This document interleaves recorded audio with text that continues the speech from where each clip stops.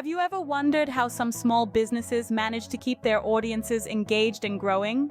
The answer lies in a concept known as content pillars. Imagine a bustling bakery tucked away in a quaint town. The owner, let's call her Jane, had a passion for baking, but found it difficult to attract customers to her small business.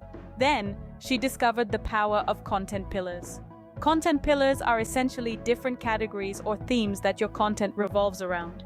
For Jane's Bakery, these could include motivation, behind-the-scenes peeks, industry trends, humor, testimonials, product reveals, get-to-know-me videos, and special offers. Jane began by sharing motivational posts on Mondays. She would share stories about her journey from a home baker to a small business owner, inspiring her audience with her tenacity and passion. This content pillar served to motivate and inspire, creating a strong emotional connection with her audience. Next, she would take her audience behind the scenes.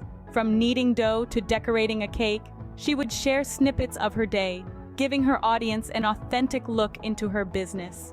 This transparency fostered trust and loyalty among her customers. Staying on top of the latest trends in the baking industry was another content pillar Jane utilized. Whether it was a new baking technique or a popular dessert trend, Jane would share her take on it, positioning herself as a knowledgeable and up-to-date business owner. Humor came naturally to Jane. She would share funny baking fails or humorous anecdotes, adding a dash of lightheartedness to her content. This not only entertained her audience, but also humanized her brand. Testimonials from satisfied customers were shared to highlight the quality of her products. This served as social proof, encouraging potential customers to try her baked goods. Product reveals kept her audience excited and looking forward to new offerings. Jane would create anticipation by revealing a new product every month, keeping her offerings fresh and exciting. Get-to-know-me videos allowed Jane to share more about herself, her likes, dislikes, and personal stories. This content pillar helped her audience to see the person behind the business, fostering a deeper connection. Lastly, special offers were used to attract new customers and reward loyal ones. From discounts to freebies, these offers added an element of surprise and delight to her business. But Jane didn't stop there. She also shared DIYs, tutorials, tips, and hacks related to baking. These informative posts positioned Jane as an expert in her field, providing valuable content to her audience.